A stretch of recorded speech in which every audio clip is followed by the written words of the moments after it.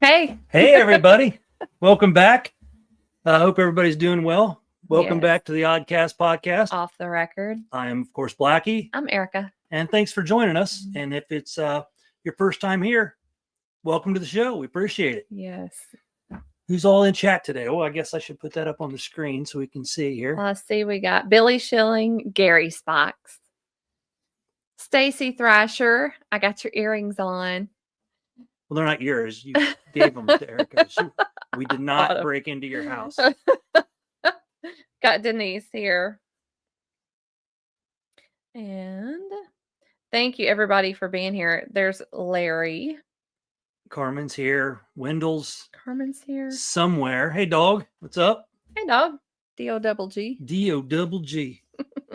Thank you, everybody, for being here. Yep, definitely. We have an interesting topic this evening. This is one of those crazy things when you take the deep dive. You learn a lot that you don't want to learn, I guess. But let's get started. From secret handshakes to midnight initiations and a coffin in the middle of Yale. Sounds like a frat party out of control, but for nearly 200 years, the Skull and Bones has been shaping America's elite, from presidents to power brokers. And tonight, we're going to talk about it. You betcha. We're going to uncover some things. So you got to look through a lot of the members. I gave you the whole list of members, and it's Yale University. It's an elite college, if you want to look at it that way. What did you think about what these people have become and stuff like that? Well, first off, this started back in the 1830s, and going back through the list of members, there are some recognizable names, and these stretch from very well-known members of society through the many, many years.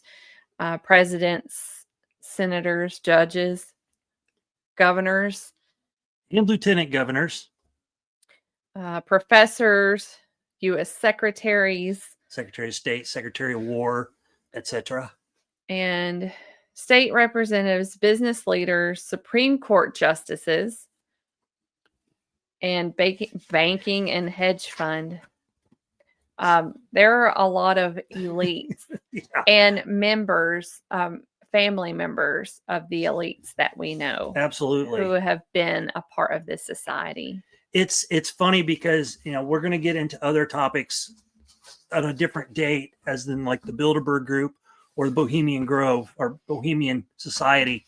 And all of these are famous groups. They all have wealthy, elites, presidents, Secretary of State, Secretary, just like this group. Mm-hmm. And it'll make you think, these people getting together, are they shaping the future for us? Are they shaping our society and how our society is going to be? Very interesting, isn't it? A lot of corporate business owners and elected officials. Absolutely. It's kind of scary. And when we jump, and some of these people we found out are also members of all three or two. So Skull and Bones could be a member of the Bilderberg Group, which, if you've never read about the Bilderberg Group, it is it's not really a secret society, but what they do is secret, and sort of like Skull and Bones. Nobody really knows what's going on inside of Skull and Bones, but they know what Skull and Bones is. So it's partially secret. And the same with the Bohemian Society.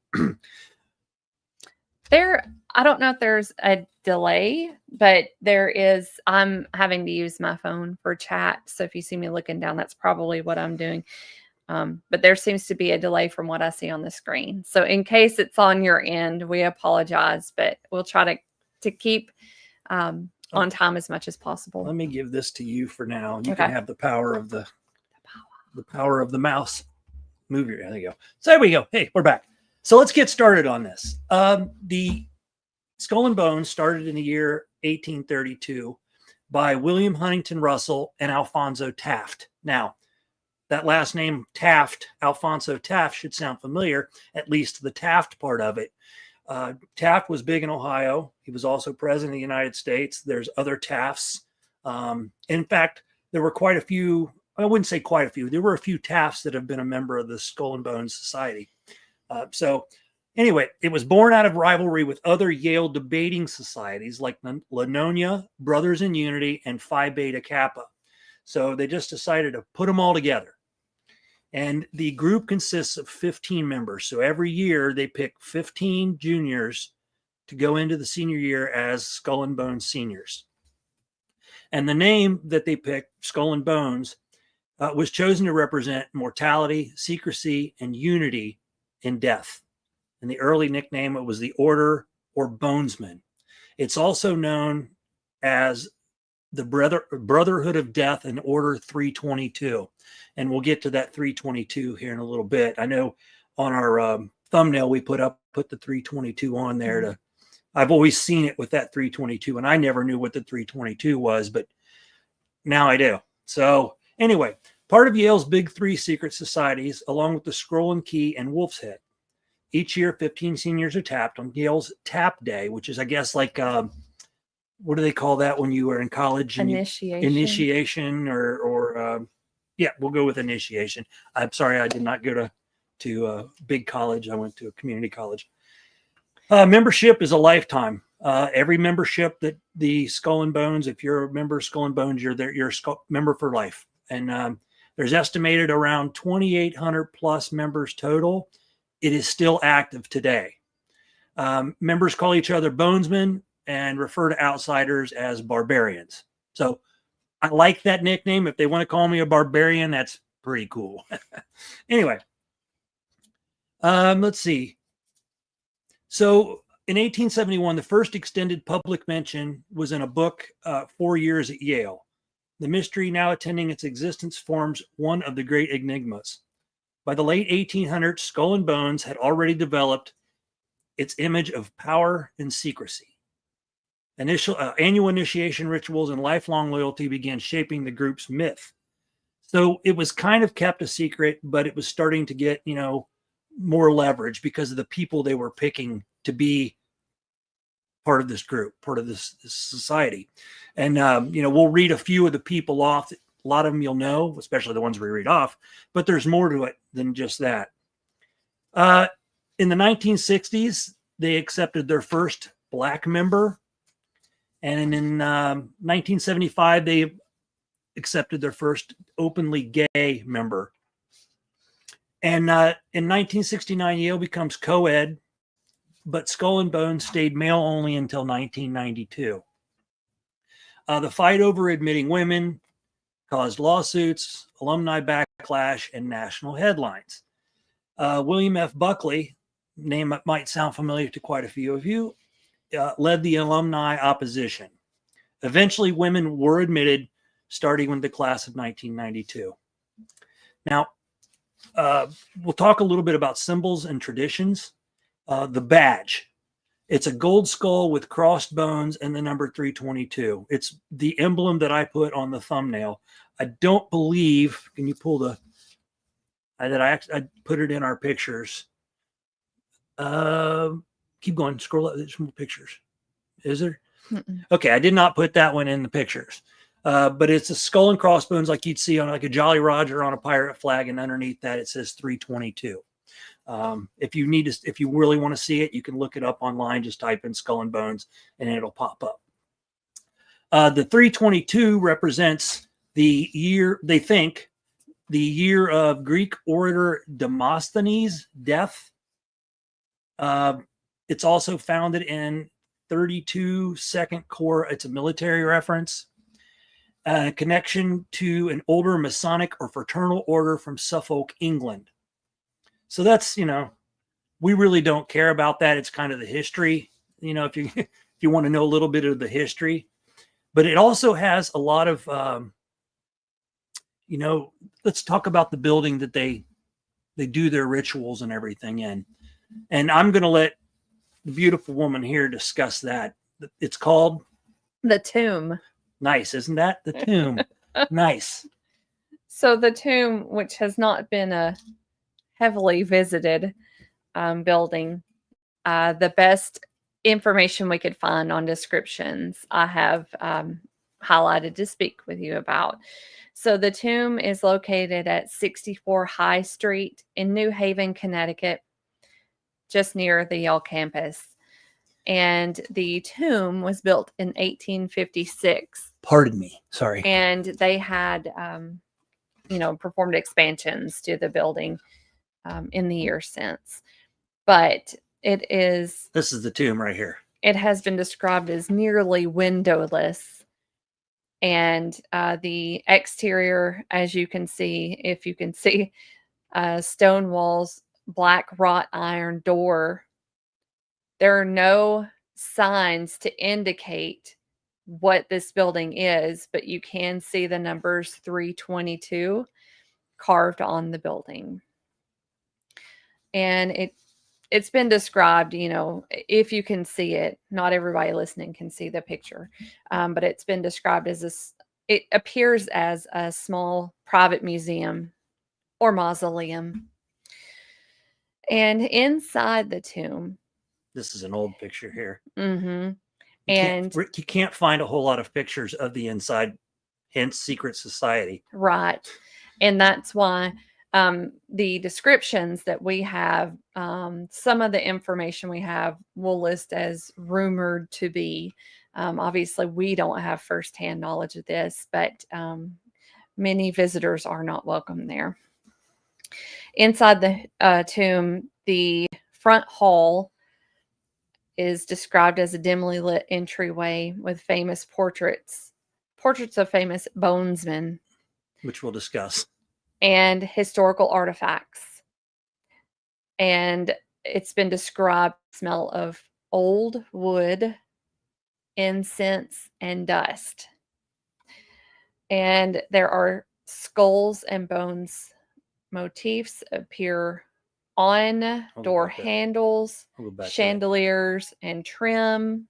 It's very specifically designed. So you can imagine when that was built, time period wise, that was probably, really top-notch, fancy. Looks like it's got a lot of beautiful woodwork and stuff in it. Obviously now, we'd see it in pictures in color if we could find them. I could not find any recent pictures. They might be out there, but I didn't find any. And if I did, I didn't know what it was, because it doesn't always tell you what the picture you're looking at is. But if you look at that picture and all of the antlers, yeah, everything on the walls, there are animals above that.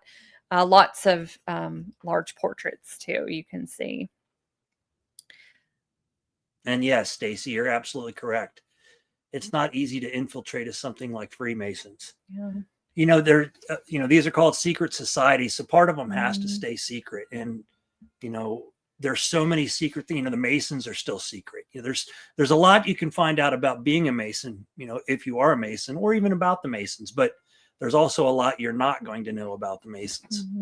So yeah, it's some crazy stuff. And then next would be the inner temple, which is also referred to as the ritual chamber.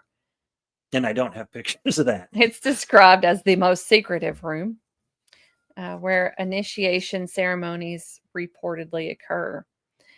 It's said to contain a human-sized coffin for the symbolic rebirth ritual, and several human skulls, although they may be replicas, but it is decorated that way with red velvet drapes and candles, and a large mural of a skull and crossbones with, again, 322 beneath it.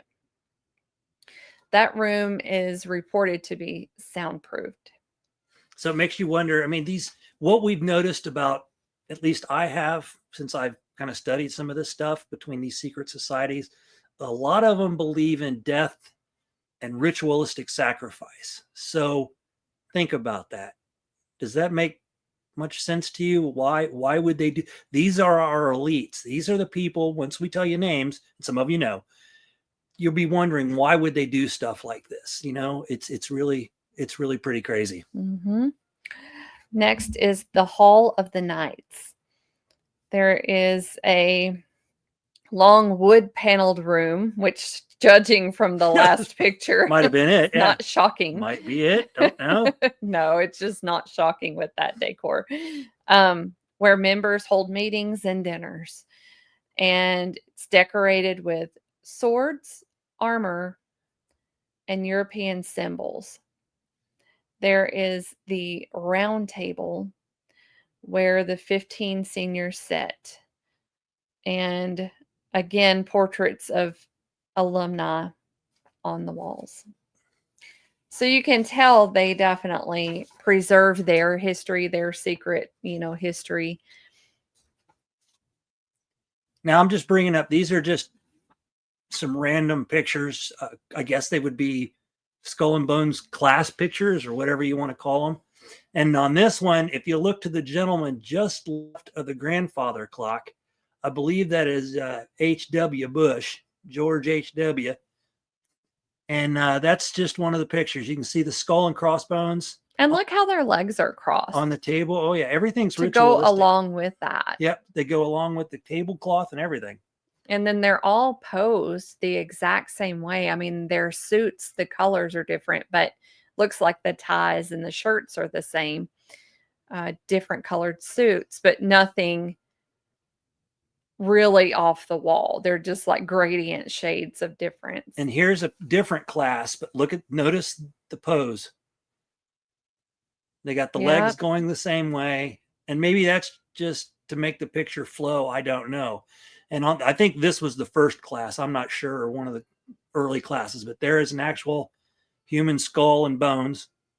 I don't know enough about the human body as far as the bones, if those are femurs. They have a clock again in the center. Another clock in the back. I can't zoom in on the time, but it's probably at 3:22. So yeah, it's really, really interesting when you look at all of that stuff. The symbolism. You can tell. And if you can figure out what their symbolism is. Yeah. The German room would be next. It's themed after early 19th century Prussian clubs. They say this could be from former German student societies.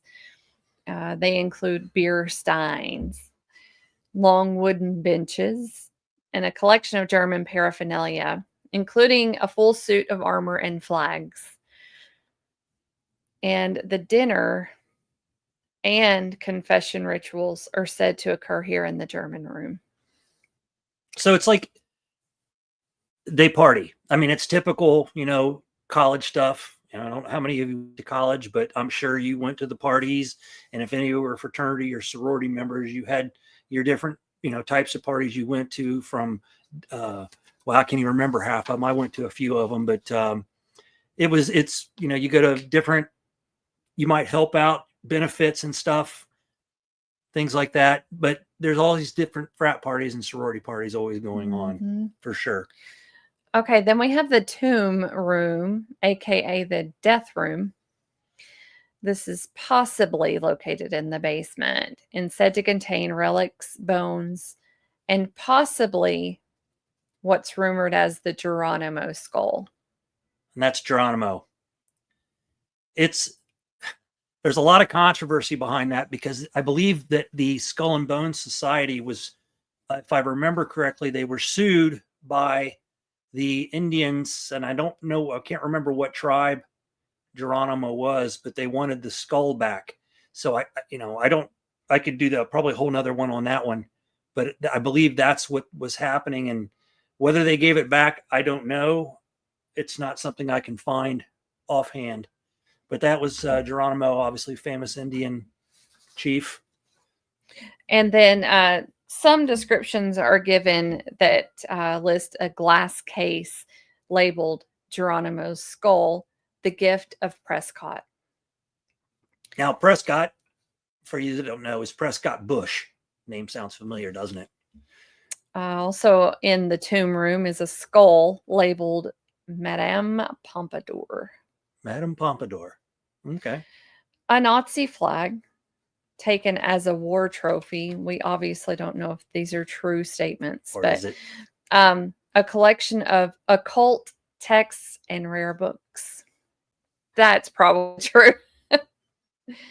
Then, though, we have the library contains ledgers, rosters, and personnel files of past members dating back to 1832, and also certain genealogical data on elite American families. And then it also claims to include letters or personal confessions collected during initiation, which is said to be held as leverage. But again, that could just be a rumor. Then finally, we have the penthouse, and it was built during an expansion at a later date. I don't know how much later, but it is used for more casual gatherings and alumni events. Said to have a rooftop garden hidden behind stone parapets. And then it's also rumored to have tunnels connecting to other Yale buildings. So this is kind of what more people are allowed to enter or witness as far as the tomb. But again, a lot of decorations were described related to death or symbolizing death, and there was some rebirth. So a lot of that initiation and being a part of this group, and you are ours now. But then skull and bones was everywhere. I think nearly every room. Hourglasses and black candles, they say, symbolize time and mortality. Also, an oversized clock stopped at 8:33, which is a reference to 1833 or 322 BCE. And there is a display of bonesmen names in gold letters on a black wall. So there you go. Yeah, it gets really interesting when you start looking into all of this, because if you really want to know about the secret societies and what exactly do they do, is it some simple college, club or something like that? And most of the time it is, but when you start looking into these and the men that are involved, and we're going to talk about that next, you heard Prescott Bush, you heard the name Taft. Mm-hmm. Billy in chat said that he thought Prescott Bush was the HW's father, and yes, there were quite a few Bushes. Mm-hmm. I'll bring up this little picture here of just some famous people.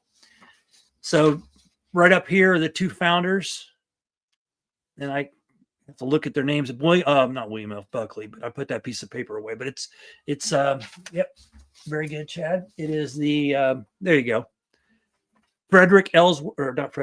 Alfonso Taft, and yeah, Frederick Ellsworth or William Huntington Russell. Pardon me. Yes, and Alfonso Taft was the father of William Howard Taft, who went on to be president of the United States. And that's the gentleman in the middle, lower middle in that picture. So these three Skull and Bone members became presidents of the United States of America. And there were many, John Kerry, who went on to run for president of the United States, I believe, against George Bush, not HW, the son. And obviously lost. George W. got it. But there are so many, when she was reading off the members and what they do, well, not the members yet, but, presidents, many senators, state representatives, business leaders. Like there was a gentleman by the name of, and I thought this was interesting, Frederick Wallace Smith. He was the founder of FedEx. Stephen A. Schwartzman was co-founder of the Blackstone Group. And that's a very big hedge fund group that I believe actually I have something with the hedge stone group. I don't know, our Blackstone Group. But she's been going through and looking at different names, and there's authors, there's we said earlier William F. Buckley. But my question goes back to this. What are all these secret societies for? Why do these exist?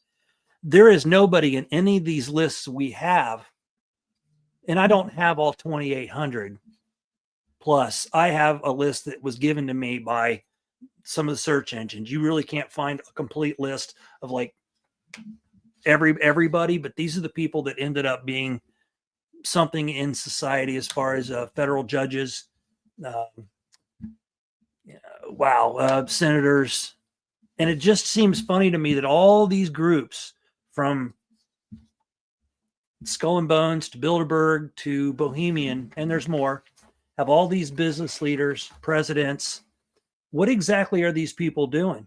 Should we be concerned? And I think we should be, that the elite can get together and do things like this. They pretty much form our laws. They form our policies, our political policies, their agendas. What do they go into? When the Bilderberg group gets together, you know who's there, but you don't know what they're discussing. It's been, the last Bilderberg, I believe, had like Bill Gates and a lot of big business leaders. And it's, power and control. You're right, Stacy. And it's something that people really don't think too much about. They just go, well, that's the elite for you. But if you look at it, these people control us. Welcome to the show, Spencer. Hi, Spencer. And anybody I've missed, sorry. I'm not quick with my thumbs to type everybody. I'm trying to chat with everybody as they come in. So it's just the spy network. A lot of CIA members or member of Skull and Bones, and other groups. So you think of like our society, CIA. Let's look at the CIA, and then you look at Mossad. You look at all these other spy agencies, and they all get together and converse and find out anything they want to about you. It's really quite scary. The more I read through this, and the more, the co-founder of Morgan Stanley. So, there's IRAs, there's all kinds of funds. So they're in control of that stuff as well. Averill Harriman, we'll say Harriman because it sounds better than Harryman.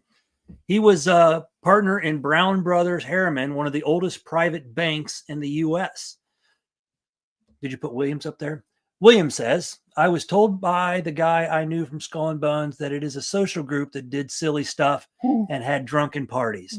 However, the people who were admitted were very connected socially. And in William, that's what they all say. Every group says the exact same thing. We're a bunch of world leaders just getting together to party and have fun. And I know that out of Bohemian Grove, at the Bohemian Grove, a lot of big deals have happened between presidents and foreign leaders of other countries. So it's not just beer. It's not just debauchery. It's not just fake sacrifice of human beings. It's just, So they can tell you that, and that's probably what they're told to tell you. That's probably part of their credo, I guess.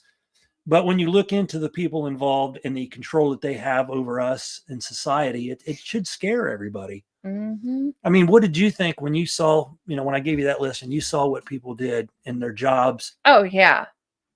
My brain goes to, well, is that how they became a senator, a U.S. representative? It just, because we know a lot of things are all about connection. So I guess I can get that down. Oops. Yeah, I hope not too. I mean, Geronimo's skull, first of all, it's pretty bad that somebody kept that. Should be with his people. That's for sure. So yeah, I agree. Thank you, Rhonda. Let's see what's William had to say here. Yes, William. William said he agrees they do make business deals in these social groups, including Skull and Bones. And should that concern us with Spencer? Well, should that concern us? You bet it should. That these elites are getting together and making how our lives are going to be. What are we going to go to war? That's something they talk about in it. It's been in a few documentaries about the Bohemian Society. Some wars have started because of the Bohemian side. When England talks to the United States, do we do this? It's all there, my friends. Mm-hmm. And, now's a time where we really need to sit back and look. What am I pointing at here? Stacy's. Stacy says, William, they changed the course of history at the drop of a hat during a party. Her and I were talking about this today, and it was the thing that I thought about with all of this is maybe they just don't change the course. Maybe they rewrite. Maybe they eliminate a lot of history to forget.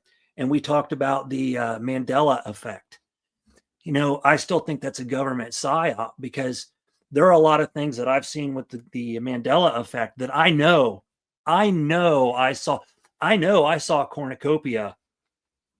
Hold on, you can have this. I know I saw a cornucopia on the fruit of the loom.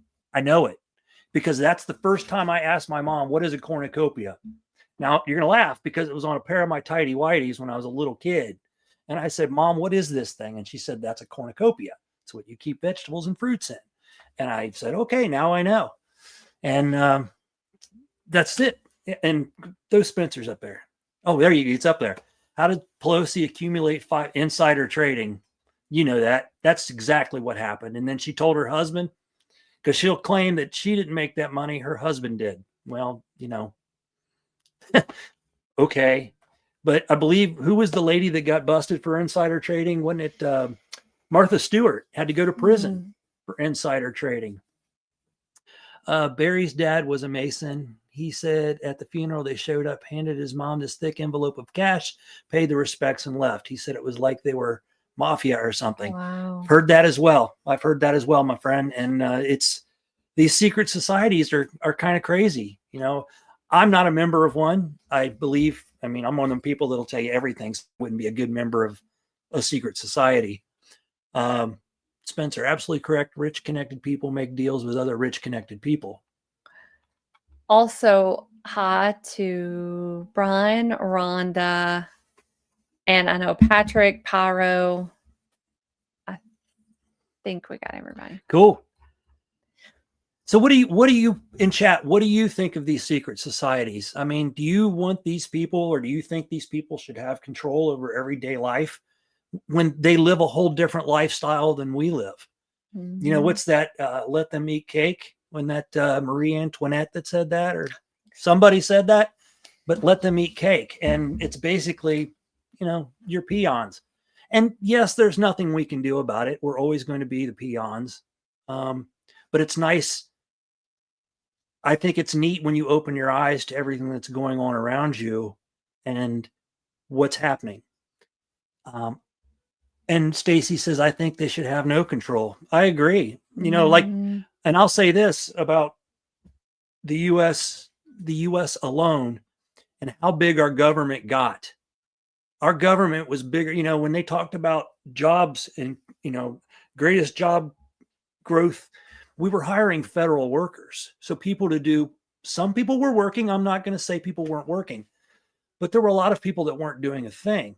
And you can hire people all day long and pay them money. But if they're not doing anything, why are they there? Yep, that's a good song. Yep.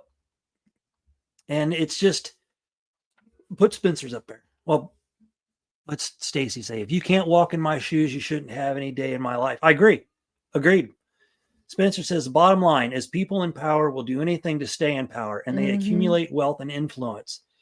Has been that way since the dawn of civilization. Spencer, that's absolutely right. And one of the things I always say is, you have all these people walking around wanting peace.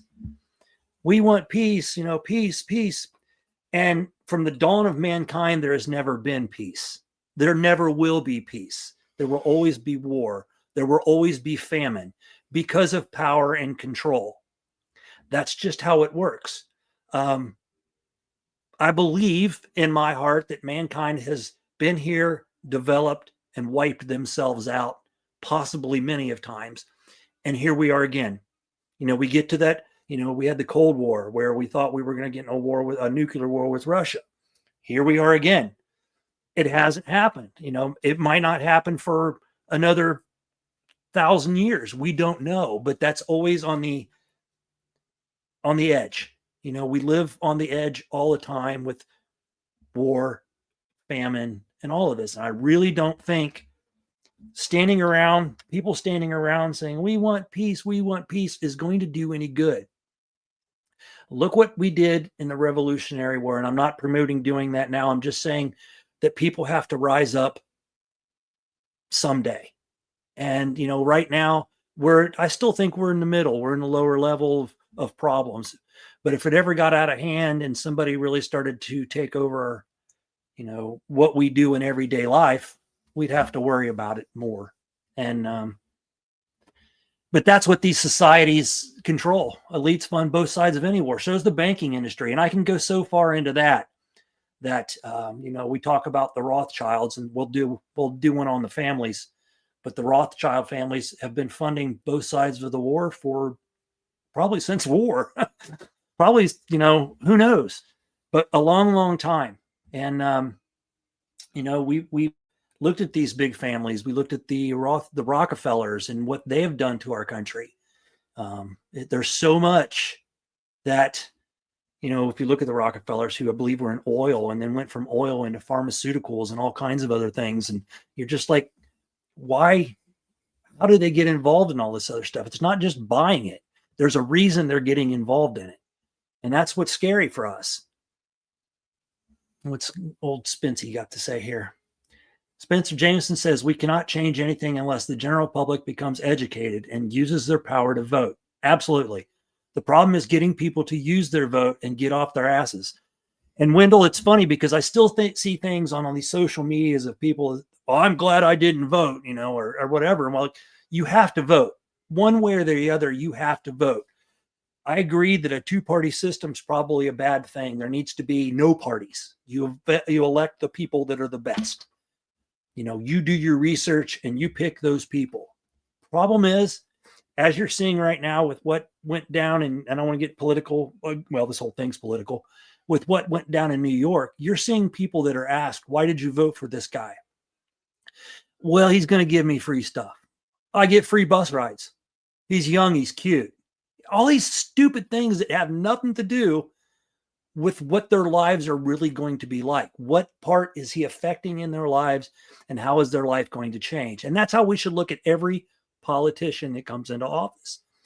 But how many of you in chat, just out of curiosity, think that our presidents are decided for us before we even go vote? How many of these secret societies tap somebody on the shoulder and say, you're next. Let's get you in there. You've been trained long enough. You know enough of the policies we want worked on, which, whatever policies you want to put in office, we're going to make sure you're president now. Does your vote count?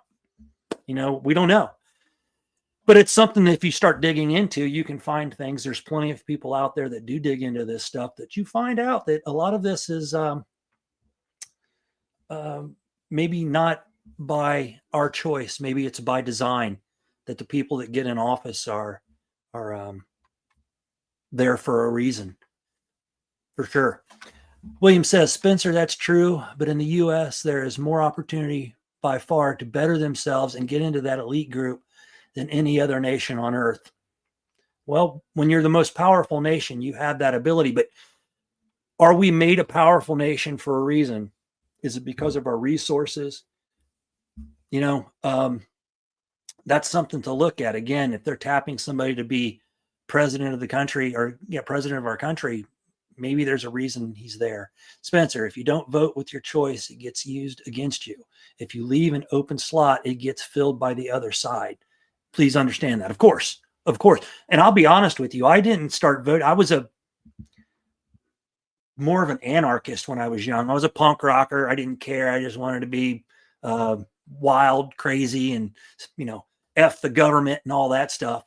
But when I got a job and started looking at my paychecks and started realizing the amount of taxes that were coming out, and I wanted to know where that money was going and what it was funding. And then as you get older and you start really paying attention to that, and you're, my money's going where and why? I don't want that. I don't want my money to go there. Why am I funding this? And I think a lot of people are waking up to that, and why it's being funded, why their money is going to certain things. We look right now at the EBT situation and SNAP and all of that. there are a lot of people that need to be on that. It's not made to live on, but there, it's a step. If something happens in your life, you can step into that, and there's a government program to help you out, and that's great. But there are people that literally live on it. And we've watched enough videos recently of some of these people complaining that are dumb enough to make videos about them using the system. It needs to be cleaned up, and it is out of hand. It is out of hand, and the fact that there's people out there that have 7, 8, 9 kids, and that's, we'll start at like let's just say 3 to 10 kids. And, I don't have a complaint against people having kids, but when you can't afford a kid, why have more? Why? Because you've learned to milk the system. And, Spencer. And then it's they milk the system, and that hurts the taxpayer. So when you get old enough and start paying attention to where the money is in where your paycheck's going, and you start getting upset because when you look at that gross compared to the net, you're saying, man, I've lost $800 that I could have made. And it goes to, Social Security, federal, state, and whatever else, your 401k, blah, blah, blah. So that's a good thing, but it goes to all these other things. And you're like, why? I want my money, and that's the tough part for everybody. You're paying politicians to sit on their ass and do nothing. You're paying politicians to have long vacations. You're paying politicians for them to do things. If you've ever watched a committee meeting or watched the Senate vote on bills, which I have, and it's enough to drive you crazy. They all give these stupid speeches of how their bill's the best, or how they shouldn't vote for this, or how they shouldn't vote for that.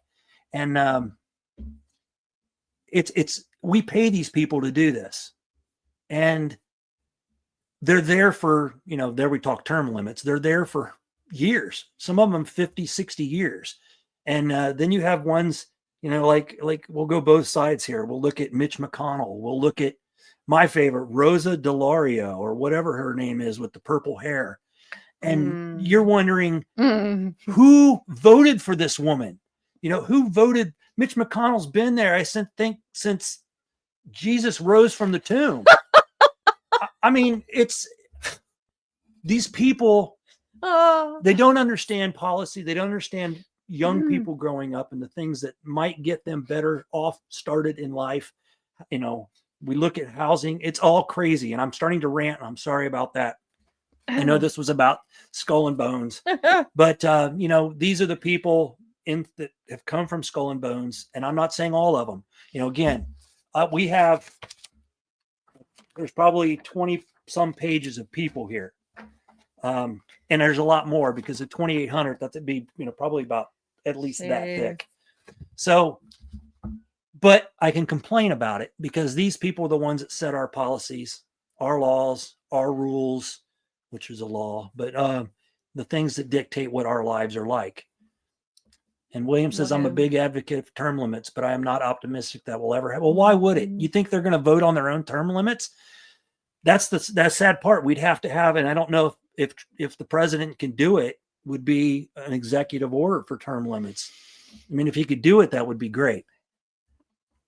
So yeah, it's a lot of things for us to think about but when you start going through these secret societies and you start seeing the people, from hedge fund people, there ain't a person on this list. Now, a lot of them are dead. I mean, some of them were from the 1800s. I don't think they're still alive, but there's so many people on this list that are, mega wealthy, millionaires, billionaires. It's going to get to a point where a millionaire is pretty much nothing. A millionaire is going to be like the normal worker in the future. It's we'll pay you this much money, but everything's going to be so outrageously priced. You're never going to be able to cost of living. And that's, so I'll throw that out there. Hourly wages. Remember when California said $20 an hour? Well, businesses had to move out of the country or the state for minimum wage. $20 an hour minimum wage. And people had to move out of state because you can't afford to pay a kid $20 an hour to, pull fries out of the fry machine, you can't do that and expect to keep prices down on your product. So that's just what I see.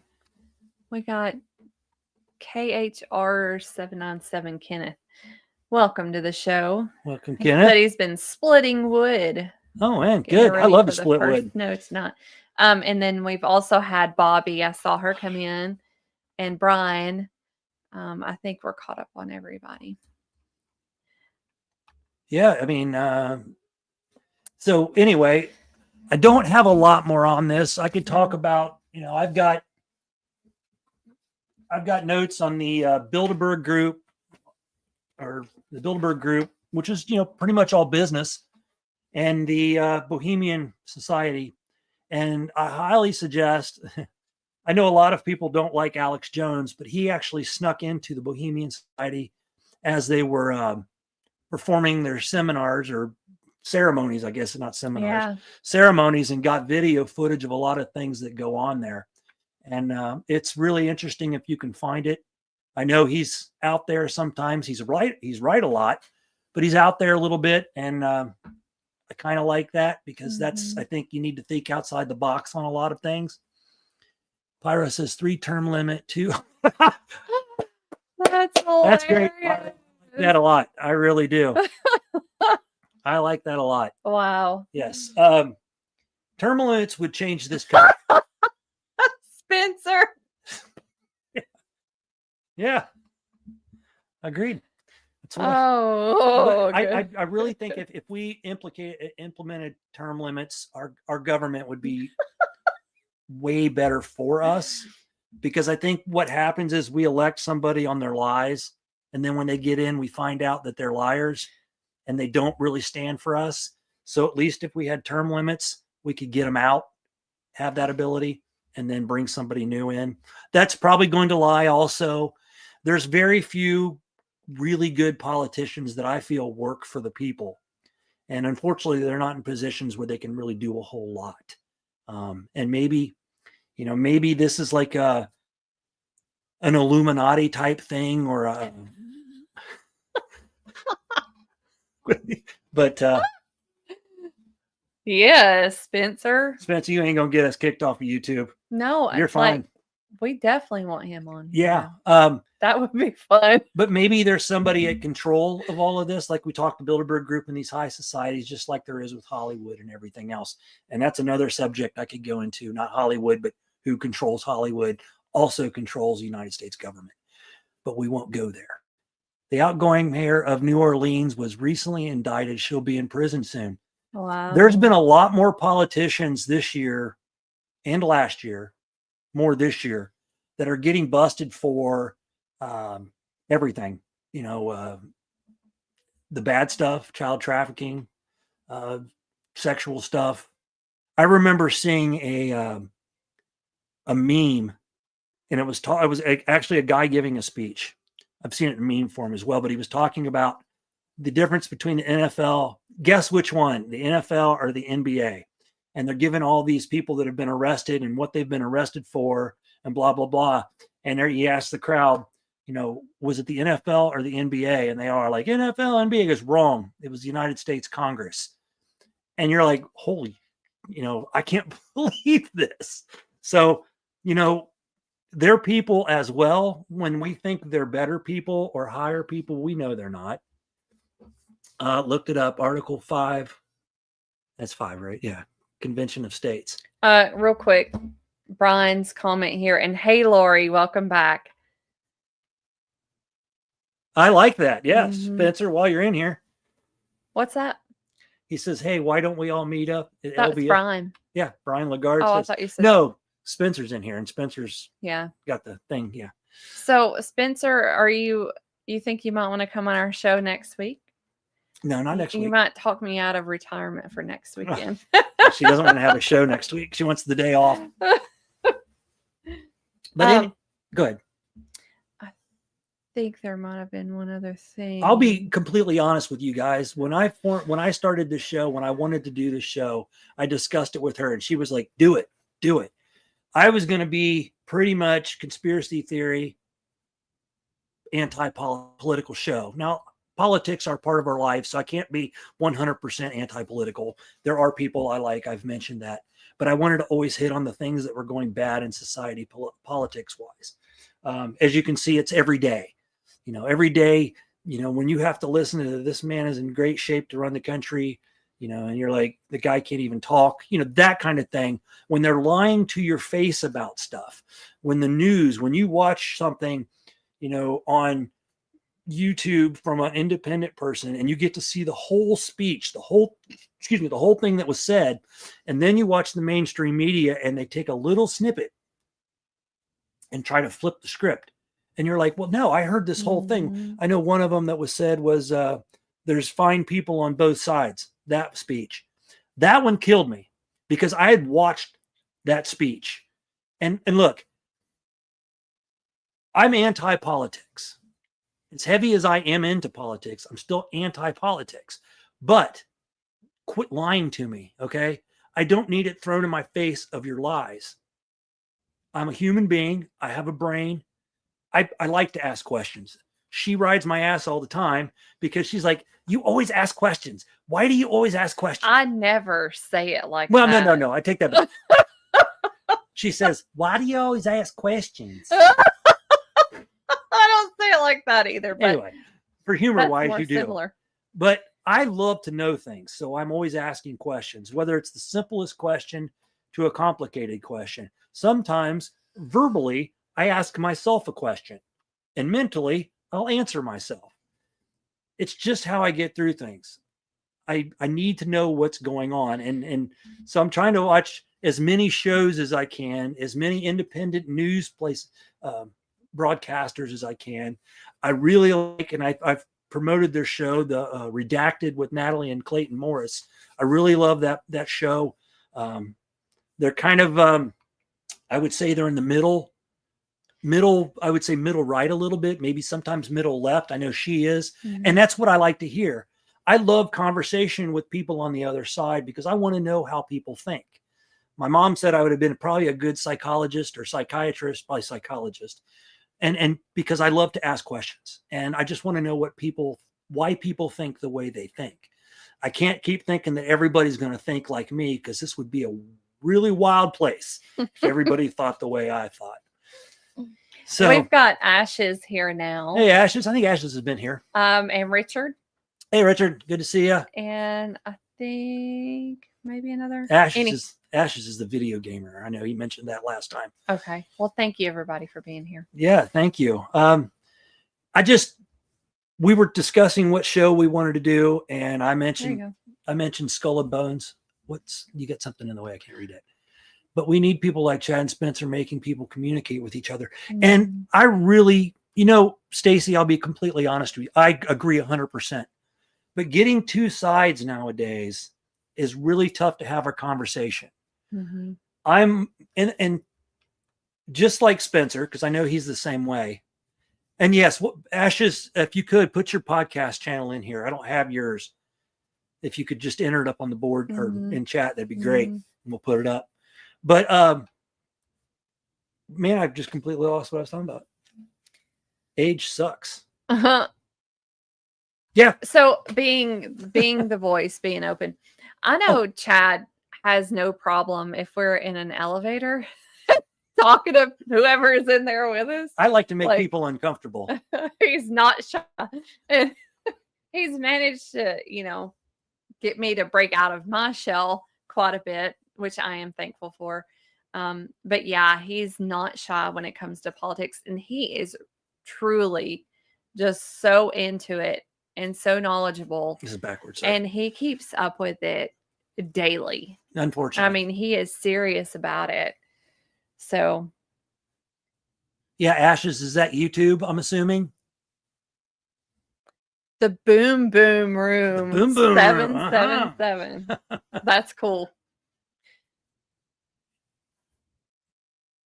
Click on Rusty's first. He might be right. Yeah, that's it. Yeah. And then we'll go. Rusty says, my politics are all over the place. I'm on the right for some things and on the left for others. And that's perfectly fine to me. You can't be a solid right-sided person. Because there's things that the right does that you can't like, and there's things that the left, a lot of things the left does that you can't like.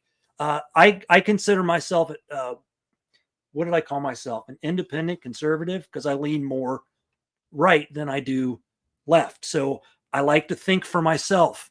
And that's what everybody needs to do, is don't think with the group, think for yourself. What's best for your life? What's going to make your life better? Rusty, you are talking about the majority of most Americans' votes. Most people don't have time to pay attention to politics. And I wish the reality was that they did not have to, but yeah, that they do. And it's true. You know, it's funny because you watch like some of the old movies, or movies that depict the 50s and 60s. And there's always a grumpy old guy if it's a family type movie, and it'll be, goddamn, you know, and they're complaining about the politicians that got in office.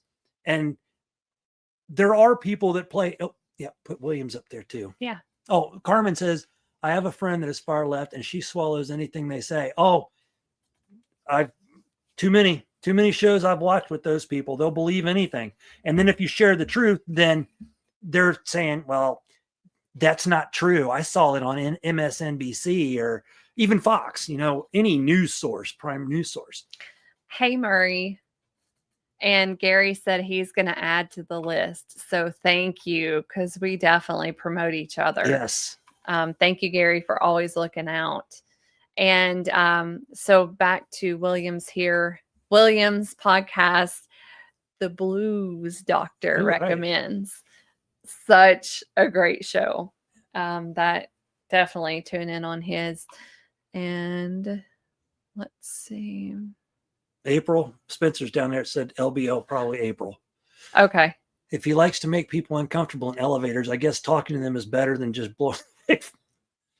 I haven't gotten that far yet, but talking to them. No, he's not inappropriate or anything. He's just like he'll try to break the ice, but he's not going crazy. I'll say something like, participate. It's time for that awkward silence, except you got in the elevator with the wrong person. Something like that. You know, just I like to make people. I like to make people smile. And sometimes being silly like that, we get people to smile, and it might be the only smile they have that day. And Stacy, I completely agree with that statement. Yes, because people have gone fanatical. They don't want to listen to both sides. I mean, look at the, you know, Charlie Kirk assassination. You know, don't get me wrong, I'm still investigating that. There's a lot going on with that. But if somebody is willing to take somebody's life over their thinking, not doing, over their thinking and what they believe, then we know we have a messed up society. And that's really sad that, you know, somebody can say, you know, no killing babies, no this, that, and the other, men are men, girls are girls, and somebody doesn't like it enough to take their life. And that's where we've gotten. And our politicians aren't helping with that, either side. And go ahead. So Ash has described his channel. I have had a few Bigfoot encounters on there, and I do a folklore series. Okay, cool. So I think you've found the right crowd. I say, hopefully you get more subscribers tonight. Mm-hmm. Definitely. This crew is, you know, mostly, and Ashes is a moderator on Daniel's podcast as well. Thank you, Spencer. We do want to have you on the show. If you want to come on next Sunday, let me know. Well, otherwise, we won't have a show. I say, figure out what we're going to That'll talk just be like y'all ranting. We'll talk. We'll get together. Spencer, I'll get with you and we'll discuss a topic, and you and I'll go to town on it. It doesn't have to be next week. I don't want to put you in that. Plus, you have woodwalkers. So, right. And you're probably going to have a show because Sir Greg will be back and you'll be feeling better. Yeah, we've been thinking about Greg House. He's had a long trip to the hospital, and hopefully supposed to be out today. So hopefully that's, obviously I'm on the chat here. I haven't been on Facebook in a while, but hopefully he's out. And William, can you highlight Williams, please? Example, William says, I'm fine with adults who want to be trans and or cross-dressers. Look, what somebody does with their life, that's their business. My only problem is quit trying to tell kids that they are trans at in an age where their kid doesn't even know what toys to play with or whatever. Let somebody grow up and, like you said, be an adult and then go into it with that aspect.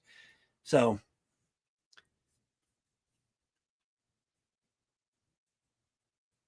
let's see. Yeah. Stacey's. That topic, analyze theirs to live. Not correct, Stacy. I agree. Right. So see, you've got both left and right sides. Well, that would make you whole. Stop. You are so goofy. Oh, here we go. Gary is sharing fun adventures with Bud and Angie.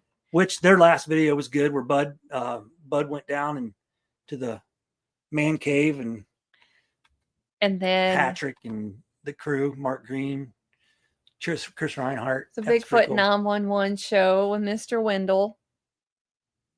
Okay, Spencer. Spencer says, this is really great. I'm going to cook chicken fried rice now.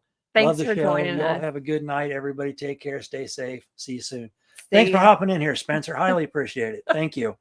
See you. Have a good night. Love the feedback as well. Yes. And then Woodwalkers, hopefully they have a show next Sunday and get back on it. But obviously, they've been doing what they can. And I don't know if Misty's still on here, but I know she is always working her butt off. Click on Pyros. Pyros, let's see. I love this Pyro. Tell a stranger they drop something. When they're done looking around, say, your smile. Works every time. I like that one. I have to try that one. That's very cool. That's cute.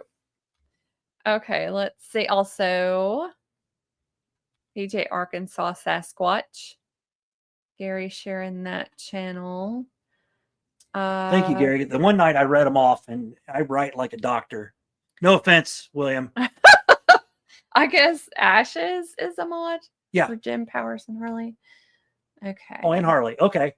That's why I see your name everywhere. Wind Clan Ken. Is Ken here? Oh, for a show. Yeah, for Ken Shavers. What a nice dude. Okay, The Cryptid Huntress, another show. Jessica. That's Roger. That's his new. That's Catherine. Yeah. Catherine's here. Wanda posted that Greg is home now. All right, Greg. That's awesome. That is great. Thank you for being here, Catherine. And I'm sure he appreciates all the prayers, news. Everybody. Yep. Yeah. Old Line Cryptids, that show. By the way, I'm not 100% sure, but there probably won't be an Old Line Cryptids this Tuesday. Jeffrey, the cow farmer, went to what's it called? Urgent care.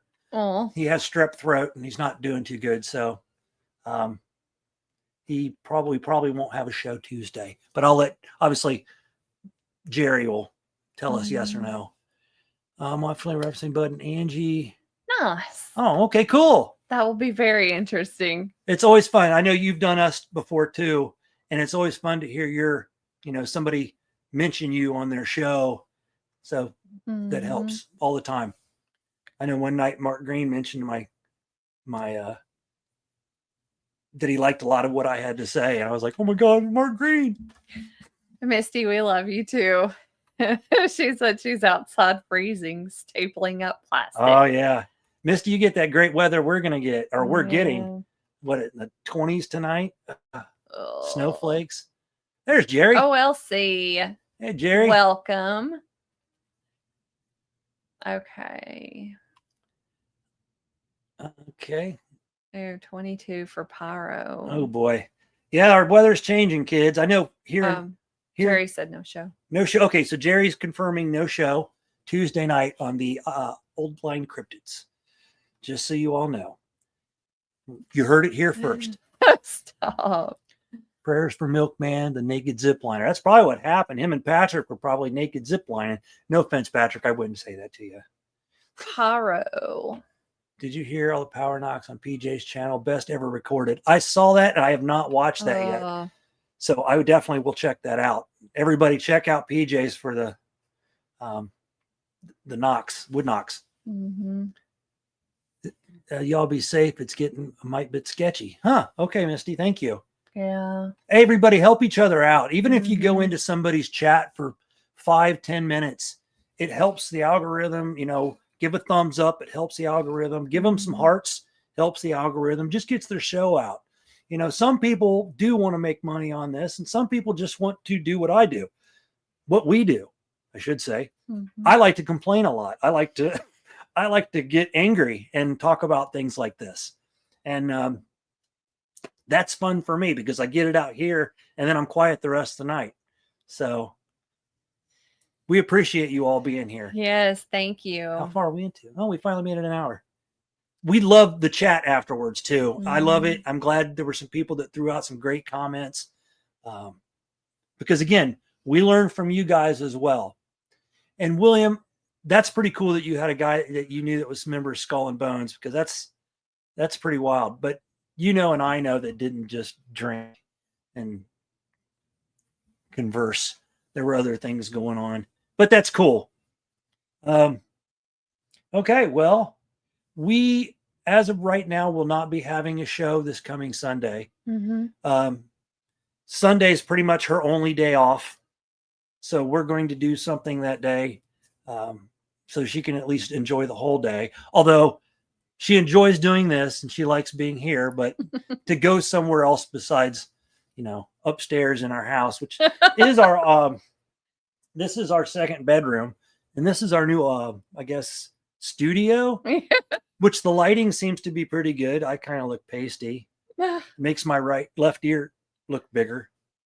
Jeez. But anyway, we love having you here.